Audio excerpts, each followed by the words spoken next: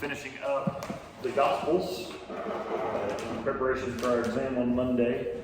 And we will, to start with, I think to go back and kind of add in a couple of details or cover a couple of things that in my haste on Wednesday I missed, that I didn't cover when I was looking at crucifixion on Wednesday.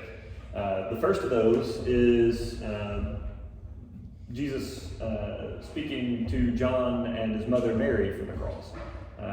There's a first thing to know, or I guess about this to recognize, is that all of the disciples had fled when Jesus was arrested, and John and Peter were the only ones that went to the trials, went to the Sanhedrin, or went to the temple to see Jesus, or to try to follow Jesus through his trials.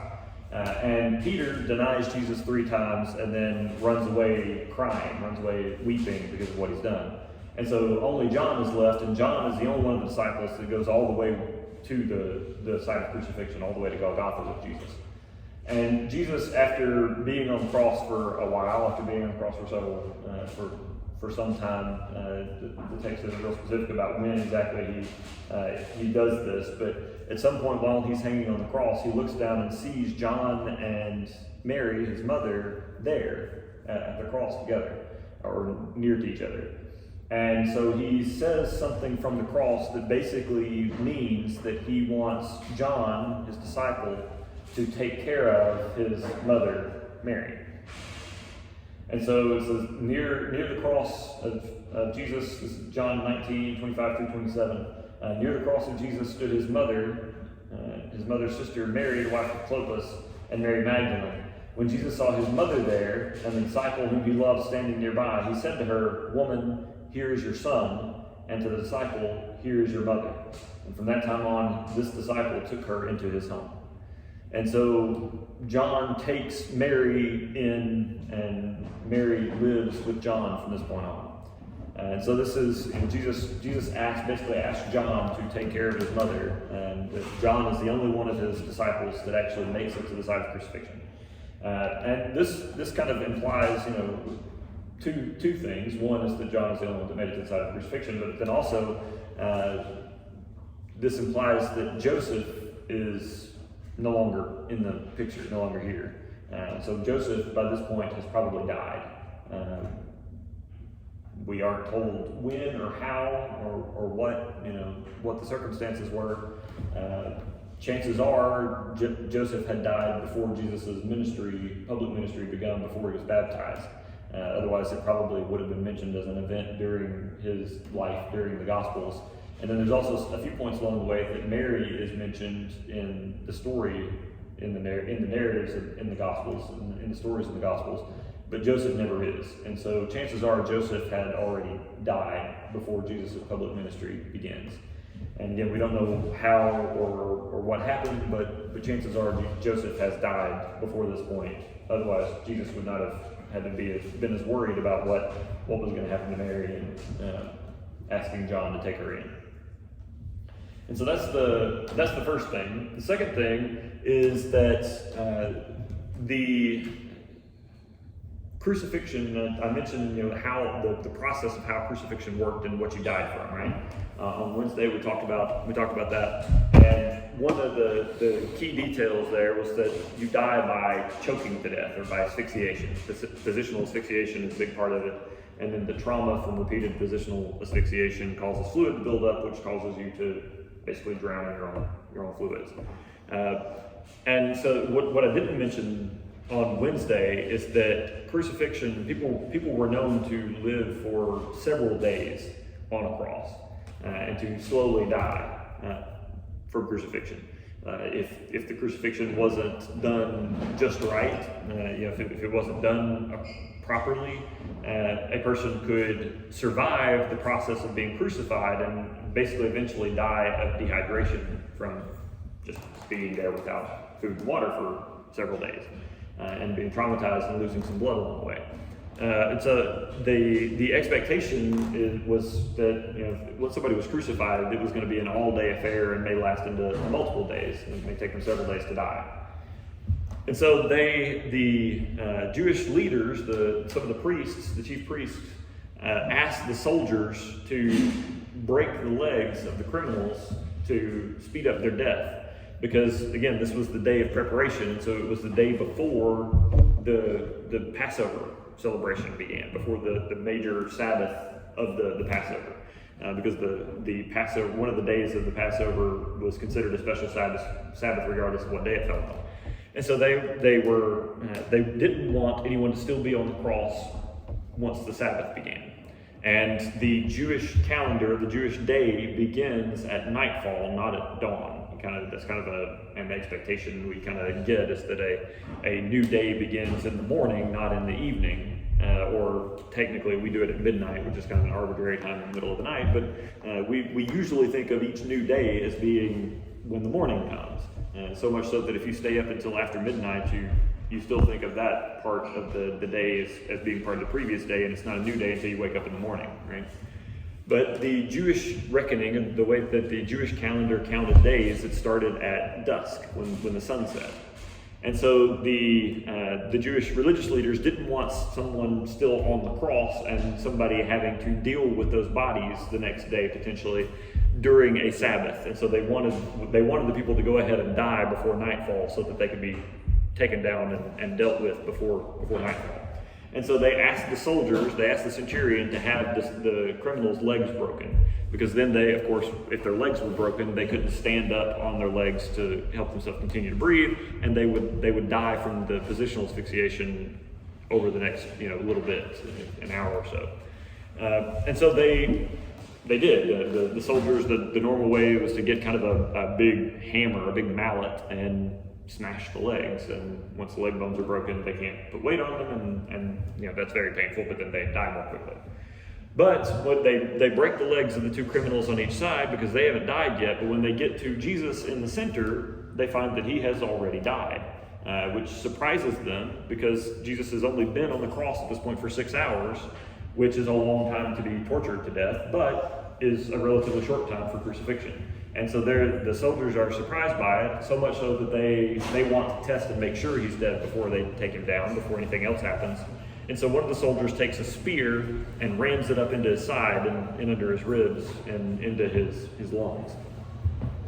And when they pull the spear back out, John records that there is this big rush of blood and water that comes out, which points to the method of death, or the cause of death in crucifixion, which was the liquid or the fluid building up in your lungs from the trauma of going up and down, up and down, up and down, and having your breathing pattern change so much, and all the other trauma you've gone through. And so when they pierce his side, a lot of that fluid that had built up in his lungs comes rushing out along with some blood. And so they confirm that he's dead. And that's these kind of last two details that I forgot to mention, kind of rushing at the end, forgot to mention on Wednesday. First, that Jesus asked John to take care of his mother, and then that instead of having his legs broken, they pierce his side because they're surprised that he's already dead. And then from there, Jesus has died. The crucifixion is over. Jesus is dead, and there are the women that are with Jesus, his mother, Mary Magdalene, and the other women that are with him, want to take care of his body and do something with it before nightfall. Because if they don't hurry up and take care of it, then his body will just get tossed into the trash heap with the other corpses, with the other crucifixion victims. And so they want to take care of the body. And so there's a man named Joseph of Arimathea, who we're told is a member of the Jewish ruling council. So he's a member of the Sanhedrin, but he did not show up. He wasn't there when Jesus was tried, and he didn't give his consent to Jesus' death. And so he was one of those that was not included in the overnight trial before the Sanhedrin that Jesus endured. And we're told in John that not only was Joseph of Arimathea there, but Nicodemus joins him when they go to take the body. But Joseph of Arimathea goes to Pilate and asks to take Jesus' body and bury it. And when Pilate gets this request, he is surprised that Jesus has already died. And so this is from Mark chapter 15, starting verse 44. It says, Pilate was surprised to hear that he was already dead. And so summoning the centurion, he asked him if Jesus had already died. And when he learned from the centurion that it was so, he gave the body to Joseph. And so Pilate is surprised that Jesus is dead after only a few hours, after only 6 hours. And so he calls in a centurion to make sure, to verify before he gives permission to take the body. And once he learns that Jesus is dead, he gives permission for Joseph of Arimathea to take the body and bury it. And so Joseph and Nicodemus go and take Jesus' body, and they, along with some of the women, prepare Jesus' body for burial. It turns out that Joseph of Arimathea, Joseph had a new tomb. Nobody had ever been buried in this tomb yet. And that may sound like an odd thing because you think of tombs as being kind of a one-time use thing. Once you bury somebody there, it's kind of taken. Right? But as I mentioned, I think a couple times in the course of the semester, the normal process or the way that people handled bodies at the time was to bury them in a tomb or to put them in a tomb, and then the body would decompose and leave just the bones behind, and then the bones would be taken out of the tomb and carried somewhere else to be buried more permanently, and then the tomb could be reused because tombs took up a lot more real estate than the bones being buried somewhere else. And so that was a normal process. And so this tomb, it turns out, has not been used yet. It's not like an ancestral family tomb that lots of people have used, lots of people have just decomposed in, and the bones have been removed. This is a new tomb that Joseph has had cut out for his family or for his own use. And it turns out that this tomb is right near where Jesus was crucified. It's near Golgotha. There's a garden somewhere nearby there, and inside of that garden is this tomb. And they take Jesus' body to that tomb, and they take some of the spices that Nicodemus has brought, and they do their best to very quickly prepare him for burial before nightfall. And so they don't get to do everything that they would normally do to prepare a body. They just wrap it in some cloths, they wrap it in some linens, they use some of the spices to kind of delay his decomposition of the body, and plan to come back, for the women to come back and finish the process after the Sabbath, after at the beginning of the week. And so they leave, and a stone gets rolled in front of the door, or in front of the entrance. Well, then the Jewish religious leaders remember that Jesus had said that he would rise from the dead, that he, after 3 days, he would rise again. At some point, Jesus had said this in a way that they heard it, they understood what he was claiming, and so they're afraid now that his disciples are going to come and steal the body at some point, and then on the third day say, "Look, the tomb is empty, he must be alive." And so they go to Pilate and ask Pilate to post a guard in front of the tomb, or for permission to post a guard, for them to post a guard in front of the tomb. And so Pilate gives them permission, tells them to take a contingent of soldiers and make it as secure as they can. And so they go and they check the stone in front of the door, in front of the tomb, and they put a guard of soldiers there. And then Pilate seals the tomb shut, which meant that cords would have been placed over the tomb, ropes or cords would have been placed over the tomb, and then joined together by a wax seal, so that you couldn't get the ropes off of the entrance. So you couldn't basically roll the stone out of the way to get in without breaking the seals. And so you couldn't break the wax, or you couldn't pull the ropes off to get the stone out of the way without breaking the seal. And so it would be obvious if someone had tried to get in, because you might be able to put ropes back up the way they came, or you might even be able to melt wax back over the ropes, but you wouldn't be able to fake the seal that was placed on it. And so if the tomb had been tampered with, it would have been obvious.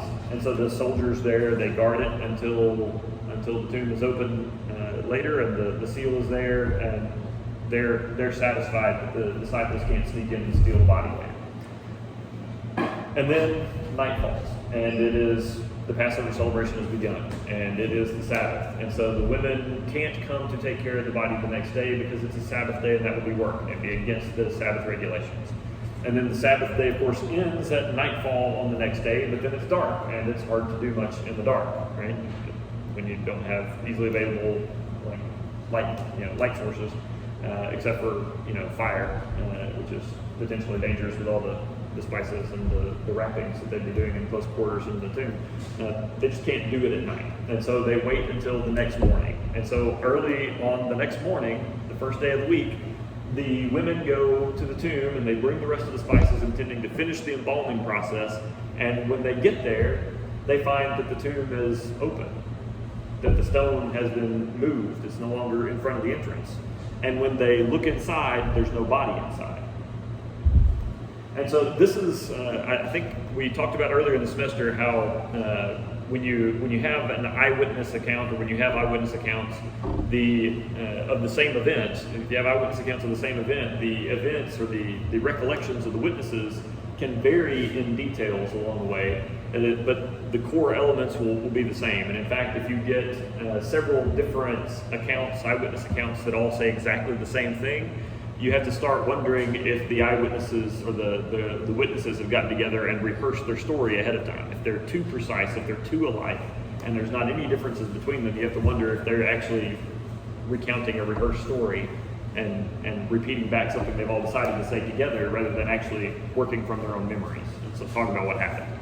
And so this is one of those kind of times when the details differ between the stories a little bit, but the core elements are the same. And this is actually, instead of being a reason to doubt that the stories are eyewitness testimony, it's actually kind of reinforces that they are eyewitness testimony. So all four Gospels record that women come to the tomb and find the stone rolled away and the tomb empty. There's no body inside. The Gospels differ as to which women were there, primarily because John's Gospel only mentions Mary Magdalene. Mary Magdalene is the only woman that is mentioned as being present in all four Gospel accounts, because John only mentions her.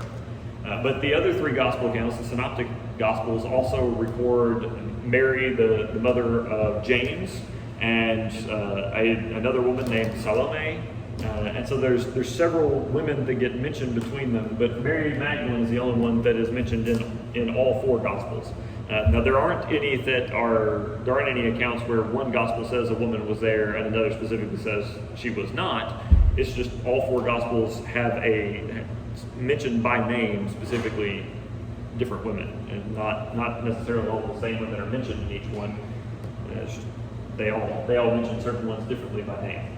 But Mary Magdalene is the one that is mentioned in all of them. She's the one that is mentioned in all of them.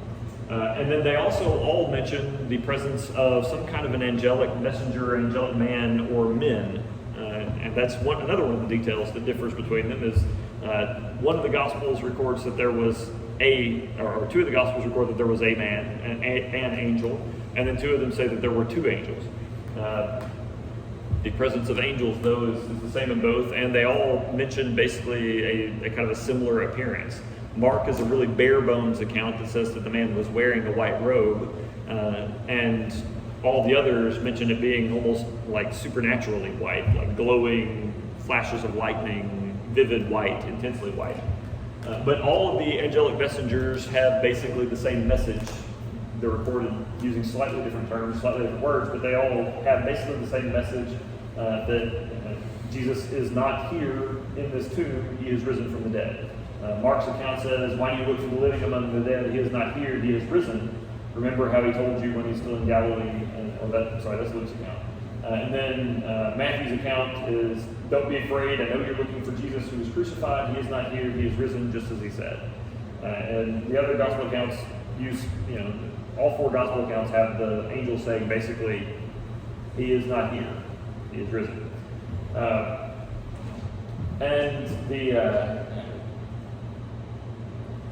That's Matthew's gospel is the gospel that records the priests going to ask Pilate for permission to seal the body, to seal the tomb, and to guard it.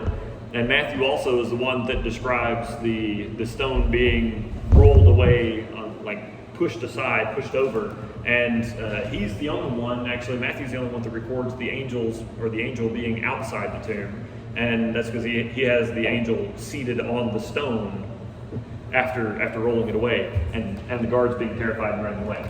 And so the other Gospels record the angel or angels being inside the tomb and greeting the women there, but Matthew has them seated on the stone that's outside the tomb. But they all record that the women come to the tomb. The tomb is empty, the stone is moved, and there is an angelic messenger or messengers that tells them that Jesus is not here, he is risen, and that to remember what Jesus had told them, to recall the things Jesus had already taught them. And then at this point, the different Gospels kind of diverge in the stories that they tell. They tell separate stories or different stories about different appearances of Jesus, different times and places that Jesus appeared to the disciples after he was raised from the dead. And the first appearance actually, again, goes to Mary Magdalene. Mary Magdalene has, in John's Gospel, Mary goes to the tomb and she sees that the tomb is open and that she can't see Jesus' body inside it. And so before even going into the tomb, she turns around and runs and goes back and gets John and Peter and the disciple Jesus loved. And so she goes and tells Peter what happened, and Peter and John run back together and find the tomb empty. And John has an aha moment and realizes maybe he rose from the dead. Maybe he's not dead anymore. And they leave and go back. And after they leave and go back, Mary is left there alone at the tomb. And so she goes down into the tomb and looks, and then suddenly there she sees these two angels, these two angelic figures. One is seated at the head of the table or the bed that Jesus' body would have been laid out on, and the other at his feet, where his feet would have been. And so they ask Mary and say, "Woman, why are you crying?" And she says, "They have taken my Lord away, and I don't know where they've put him." And then she says this, and then she turns around and she sees Jesus outside the tomb, but she doesn't realize it's Jesus. She doesn't recognize him. And so he speaks to her and asks, "Why are you crying? Who is it you're looking for?" And she thinks that he is the gardener, the person that is in charge of taking care of the garden that the tomb is in. And so she thinks, well, maybe he took the body and has done something with it for some reason. And so she asks him, if you have taken him, if you have him, if you've carried him away, tell me where you've put him, and then I'll go and get him and take care of the body. And Jesus replies and just says Mary's name. He says, "Mary." And when he says her name, suddenly she recognizes him. When he says her name, and something about his voice, or just hearing her name from his mouth, it clicks, and she knows who he is. And so she runs up and falls down and grabs his feet, grabs his legs, and holds on to him and calls out Rabboni, which is the Aramaic word for rabbi or teacher. So she's recognizing him and holding on to him. And Jesus says, basically, you've got to let me go. Don't hold on to me. And he says, because I have to go to my Father. And then he tells them to go and tell the disciples, go tell my brothers what you've seen and what you've heard from me. And so Mary goes and runs back and tells the disciples that she has seen Jesus alive. She's seen him and he spoke to her. And now this brings up a very odd thing about the gospel accounts, given the culture that they were written in. All four of the gospel accounts agree that it was Mary Magdalene and others that discovered that the tomb is empty. And John's gospel has Mary Magdalene being the first one to actually see Jesus and to report that he is risen from the dead, which makes the first report of the gospel be from Mary Magdalene. And all four gospels agree that the first report of the empty tomb, that Jesus may have risen from the dead, is from women. And this is odd because in the first century in Rome, a woman's testimony in court was not totally invalid, but if it was challenged or if it was opposed by any man, even a slave, then her testimony would be discounted. And so a woman's testimony was counted to be on the same level as a child's testimony. And so to have women be the first people to report the resurrection of Jesus, the first apostles, the first ones to testify to the resurrection of Jesus, is an odd thing. And so if the kind of summation or the conclusion would be, this would be a very odd thing for them to do, for the disciples to do, or for the gospel authors to do, if they were just making up the story. If it was a fabrication, then it makes no sense to have women whose testimony can be so easily discounted in that culture, to have them be the first ones to see the empty tomb and to see the resurrected Jesus. Because that would, their opinion or their testimony would be discounted just because of the kind of inherent sexism of the culture. And so the fact that all four of the gospel authors record that women were the first ones to see the resurrected Jesus, to see the empty tomb, indicates that they probably recorded it that way because that's what happened. If it had happened any other way, or if it hadn't happened at all, that would be a really weird thing, a really weird way to go making up the story. And so that women are the first witnesses to the resurrection is kind of actually a pretty strong piece of evidence that these events actually happened, that these events actually happened the way that they're recorded. Otherwise, they would have made up a different story. And so Jesus, the first of the resurrection appearances after the empty tomb is discovered, is Mary Magdalene. Jesus speaks to Mary and tells her to go and tell the disciples what she's seen. And then it's also mentioned that Jesus meets with these two disciples on the road to a town called Emmaus. They're traveling, they're leaving Jerusalem and going to this town called Emmaus. It's not too far away.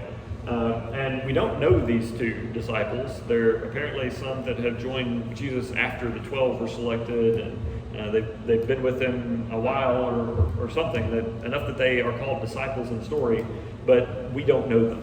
And one of them is named Cleopas. You don't have to remember that name, I'm not going to test you on it, but Cleopas is mentioned as one of those two. And they're traveling and going to this town, and they're talking about all the stuff that's been happening around Jesus in the last few days, including the fact that earlier that morning, the women had come and said that the tomb was empty. And so all of a sudden, Jesus just starts kind of walking with them. It sneaks up on them somehow and is just suddenly there on the road with them, and he starts to ask them, what is it that you're talking about while you walk? And they turn around and look at him like he's,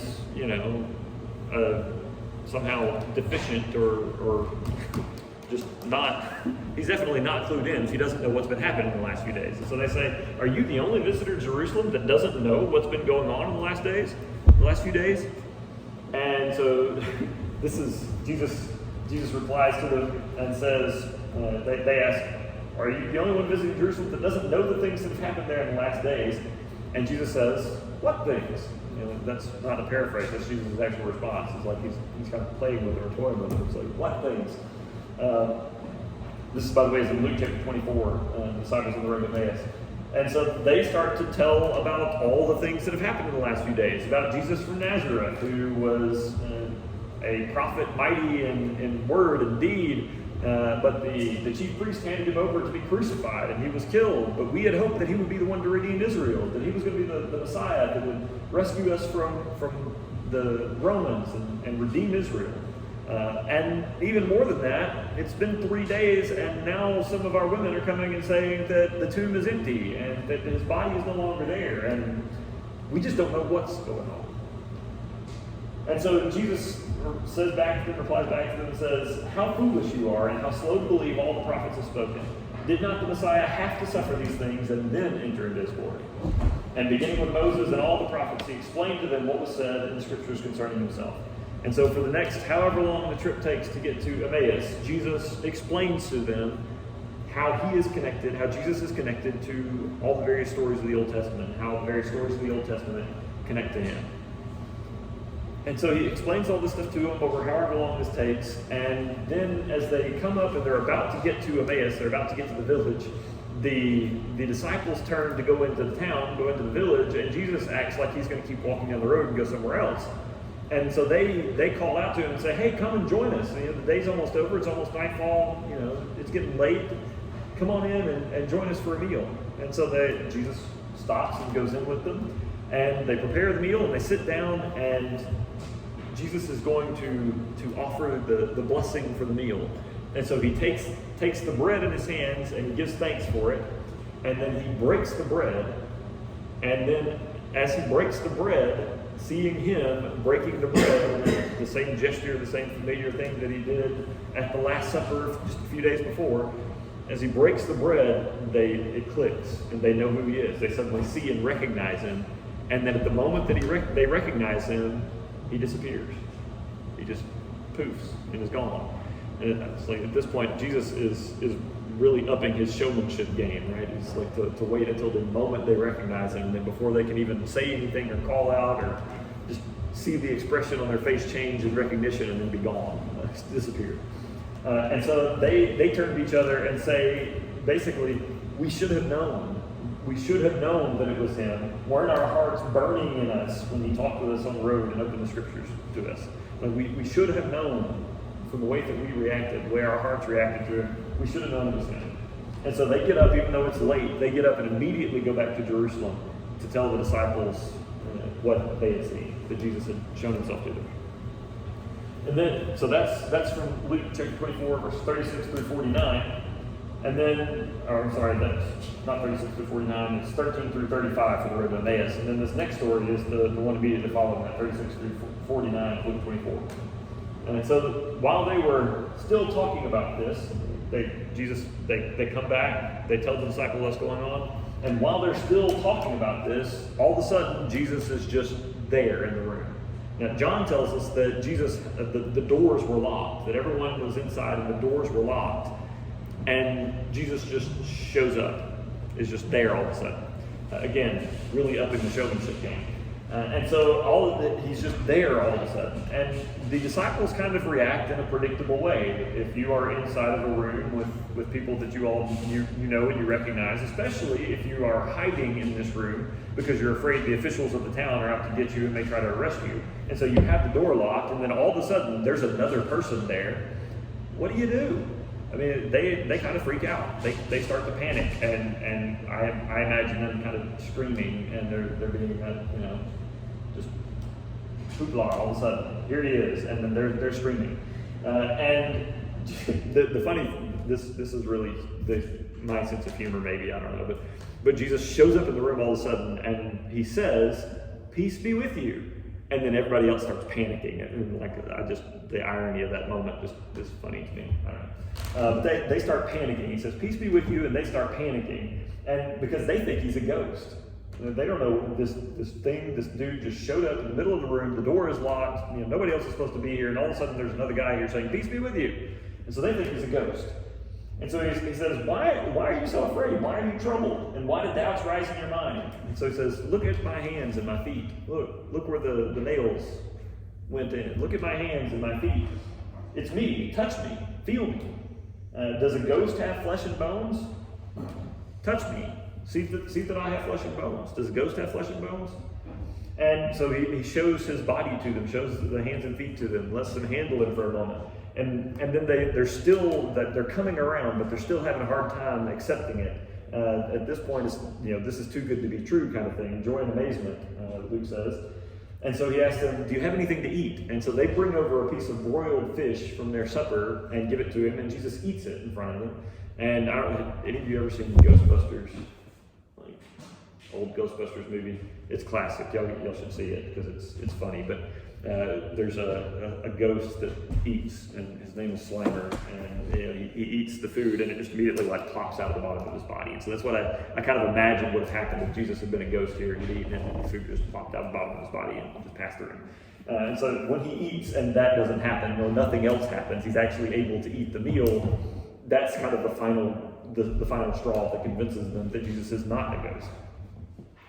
And so then he starts to talk to them and kind of reiterate what he had spoken and what he said to the men on the road to Emmaus. He says, "This is what I told you while I was still with you. Everything must be fulfilled that is written about me in the law of Moses and the prophets and the Psalms." And then he opens their minds so that they can understand the scriptures. And so he talks to them about how the Old Testament scriptures, the stories and the poems and the images of the Old Testament point toward and predict him, how he fulfills all those things that are there in the Old Testament. He says, this is what was written. This is kind of his summary of what's there in the Old Testament concerning him. That the Messiah will suffer and rise from the dead on the third day, and repentance for the forgiveness of sins will be preached in his name to all nations, beginning in Jerusalem. And you are witnesses of these things. And so then, that's kind of the end of that story. Well, it turns out, of course, that Thomas, one of the disciples, was not there that night, was not there when Jesus showed up in the upper room that night. And so Thomas, when he's told later, he can't believe it. He can't believe that they actually saw Jesus, that Jesus was actually there with them and is back from the dead. And so he tells the disciples, when they report it to him, when they tell him, this is in John 20 now, John 20, 24 through 29. Thomas says, "Unless I see the nail marks in his hands and put my fingers where the nails were and put my hand into his side, I can't believe. I will not believe." And so the next Sunday, the next time the first day of the week rolls around, the next Sunday, the disciples are there in the house again, and the doors are locked again, and Jesus shows up again. It's just suddenly there in the room again. There's a little less screaming and panicking this time, old hat and all. I guess they got used to it from the once, but they don't do as much screaming and yelling this time. And so Jesus shows up there among them and again says, "Peace be with you," and then immediately turns and looks at Thomas and says, "Look, here are my hands. Put your fingers in the nail marks. And here's my side. Put your hand there. Stop doubting and believe." And this is the moment where Thomas gets the nickname Doubting Thomas, which I think is kind of unfair. Actually, Thomas was overall a very faithful disciple, and he was a little pessimistic.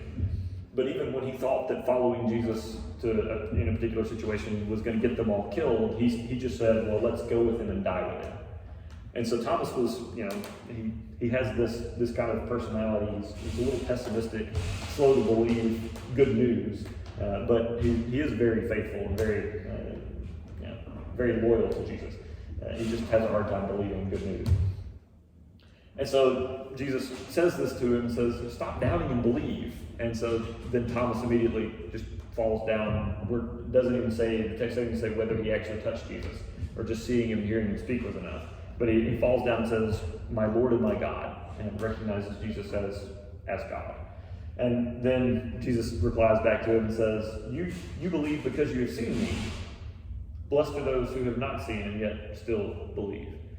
And so it's kind of this expectation. Jesus has this expectation that there are going to be many people that will believe him that never get the chance to see him, see his resurrected body, as Thomas has. The kind of last longer story, or it's kind of an extended story, the last thing is in John chapter 21, Jesus appears once again to his disciples and gives them a miraculous catch of fish and then reinstates Peter. And the angels had pointed out often in what they were saying to the women at the tomb was that, remember how Jesus had said he would go ahead of you into Galilee. And Jesus has shown himself to the disciples several times in Jerusalem, in the upper room and surrounding area, but he also has told them that he would show himself to them in Galilee, go ahead of them. And so the disciples leave Jerusalem and go to Galilee for a while. And while they're there, Peter, he's not been mentioned in any of these stories except for coming and running to the tomb. He isn't sure of his status. He's denied Jesus. He denied he even knew him and ran away and hid and cried and wept instead of being there with him at the cross. And so he's not real sure where he stands. And so he and the disciples go to Galilee, and all of a sudden, one day Peter just says, "I'm going fishing." It's like, I'm going to go fish. And maybe he's thinking, the whole time with Jesus is over. It's time to get back to the way life used to be. And so he's going back to his old job, and he's going to go fishing. And several other disciples decide they're going to go with him. If he's going to go and fish, then we'll come along with him too. And so the disciples go out and they fish, and they spend all night fishing, and they don't catch anything. And if you remember back several weeks ago now, when we were covering the calling of the disciples, this may start to sound kind of familiar. Because when Jesus is first calling the disciples, Peter and Andrew are in a boat fishing, and they spend the whole night fishing, and they catch nothing. And then the next morning, they come back to the shore, and there's Jesus on the shore. And he says, "Throw out your nets for one more catch, one more time." And Peter says, "Look, we've spent all night out here fishing, and we've caught nothing. But if you say so, we'll try one more time." And so he throws out the nets one more time, and the catch of fish is enormous. It's bigger than they can possibly bring in. They have to call over other boats to help pull the fish in. And Peter falls down in front of Jesus and says, "Lord, I go away from me. I'm not a good man. I'm not a clean man. So go away from me." And then Jesus instead calls him to be a disciple and tells him to follow me. Well, in this story, the disciples have been out fishing all night long, and they have caught nothing. And all of a sudden, as they're coming in the next morning, coming into the shore, they see this man walking down the shoreline, and he calls out and he says, "Hey, how was the fishing?" And they say, "Nothing. We caught nothing all night long." And so he says, "Well, try the other side of the boat. Throw your nets out on the other side of the boat." And he said, "Oh, well, okay." And then throw it out one more time. What's it going to hurt? Throw out the nets one more time on the other side of the boat, and the catch of fish comes. The nets are suddenly so full that they can't pull them in. They can't get all the fish in. And John looks up and says, "It's the Lord, it's him." And Peter, when he hears that, he strips off his outer garment and immediately jumps in the water and swims to the shore to get to Jesus. Which, again, this is Peter, right? Have you gotten the impression this semester that Peter is an impulsive guy that just kind of does stuff really quick, like spur of the moment? He doesn't wait for the boat to come back into shore. He strips off his outer cloak and then jumps in the water and swims to the shore to get to Jesus. And the other disciples handled the nets as best they can, get as many of the fish as they can into the boat, and they come back to the shore. And when they get there, Jesus says, "Hey, bring some of the fish," and he has a fire started and ready for them, and so they cook and they have breakfast. They got breakfast over the coals that Jesus has prepared for the fish. And as they're there and eating, Jesus looks up and looks over at Peter and starts to question him, asking this question. And he looks at Peter and he says, "Peter, or Simon, son of John, do you love me?" And Peter is probably taken back a little bit, and he says, "Yes, Lord, you know that I love you." And so Jesus says, "Feed my lambs, feed my sheep." And then again, Jesus looks at Peter and says, "Simon, do you love me?" And Peter replies again, says, "Yes, Lord, you know that I love you." And so Jesus says, "Take care of my sheep." And then Jesus looks back at him and one more time says, "Simon, son of John, do you love me?" And Peter, at this point, the text says Peter was hurt because Jesus asked him the third time, "Do you love me?" So he says, "Lord, you know all things. You know that I love you." And so Jesus says, "Feed my sheep." And then he goes on and tells him, this kind of strange image or strange idea that Jesus presents to him, says, "When you were younger, you dressed yourself and went where you wanted, but when you are old, you will stretch out your hands and someone else will dress you and lead you where you do not want to go."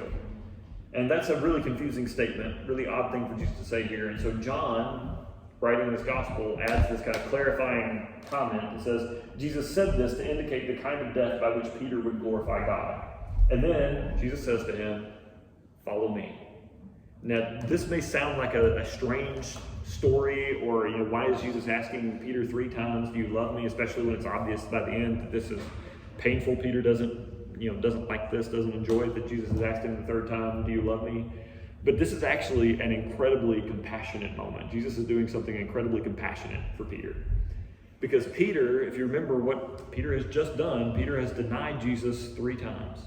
3 times Peter denied even knowing Jesus, and then he fled and ran away before Jesus was crucified. And he's brokenhearted over it. And now Peter doesn't know where he stands. Is he still a disciple? What does Jesus think of him now? He doesn't know where he stands. And so Jesus basically recreates the moment that he called Peter as a disciple. He takes him they go to the Sea of Galilee. Peter is out fishing, and when he comes back, without knowing who Jesus is, without recognizing who it is, Jesus tells him, "Throw out the nets one more time." And Jesus gives a miraculous catch of fish. And Peter recognizes him and swims in and gets in there and gets with Jesus. And then Jesus asks him, once for each of the 3 times that Peter denied him before the crucifixion, asks him, "Do you love me?" And gives him a chance to undo his denials, to affirm Jesus instead of denying Jesus. He says, "Do you love me?" And each time Peter says, "Yes, you know that I love you." And then Jesus finishes the whole conversation. He does give him this kind of warning or this explanation about what is going to happen to him in the future and how he's going to die in the future. But he finishes all of that by once again saying the words that Jesus used to call him as a disciple, that he used to call all of his disciples. He says, "Follow me." And so Jesus basically re-invites or reinstates Peter as a disciple in this time after Peter has so probably full of self-loathing, worried that he's failed and is irredeemable. And so Jesus recreates his call moment and then gives him the chance to affirm Jesus, his love for Jesus, once for each time that he denied him. And so it seems like a really strange scene, and it even seems like maybe Jesus is needling it at Peter, but actually Jesus is doing something really compassionate for Peter and showing him that he doesn't have to be ashamed or to be broken over what he did. Jesus has forgiven him and is reinstating him. And so that's that's kind of the end of the gospel accounts of the resurrection and the resurrection appearances. There is one kind of odd detail at the end of Mark's gospel. Mark chapter 16, verses 9 through 20. If you look at that text, and if you look at the end of the Gospel of Mark, at least in most, any NIV translation, any copy of the NIV you have, and most other modern translations, Mark chapter 16, verses 9 through 20 will all be in italics, or will even be pushed down into the footnotes, depending on the copy you've got. And there's this note that says that this section, Mark 16, 9 through 20, is not found in the oldest manuscripts and other ancient witnesses. And so the theory or the idea is that this section of Mark was probably added later, that someone else, a later scribe or something, added in a section to the end of Mark because it seemed to end so abruptly, which for Mark is part of the pattern, right? Mark's gospel is very punchy and straightforward, and I think that it was intended to end on a kind of a cliffhanger moment, which is the women go to the tomb and they see that the tomb is empty, and the angels say that Jesus is resurrected, that he's risen from the dead, but there's no actual appearances of Jesus given after that. It's just the empty tomb. And the goal was to have Mark's gospel read, for people to hear the gospel read, and then be left on that cliffhanger, so that then they ask a question. They ask questions about what happened then, so that the apostles or whoever gets to finish the story. It kind of ends on that cliffhanger to draw people in. But someone later, we think, probably added in this extra ending, and it especially looks that it's an added ending because that section starts off by recapping or kind of summarizing what just happened before, like in the same chapter, even the things that happened just a few verses before, which is kind of an odd thing for a chapter to do, is to go back and re-summarize itself, the first 8 verses that quickly. It was like 2 paragraphs before. It was, nobody was going to forget it that quickly. And then it also pulls in details and mentions things that happened that are mentioned in the other Gospels. But we think that Mark was written first, and so that addition was probably added after the other Gospels were written, and those details were there. So that's a theory, and it has pretty good evidence. There's pretty good reason to think that it's true. But the Mark 16, 9 through 20 is still included in your Bible because it has been used, or it has been seen and used in churches for a long time, and we're not 100% sure that it wasn't there because we don't have the very oldest manuscripts yet. Hopefully we'll find more, but for now we don't have the very oldest ones. So know that Mark has this kind of weird, dubious extra stuff at the end that we're not 100% sure whether it was original or not. That's it. That's where we needed to get through for today, and to be ready for the exam. Are there any questions about any of the materials that we covered today, or anything else in the Gospels up till now? Any questions about the study guide or the exam coming on Monday? If not, see you on Monday. Come ready for the exam.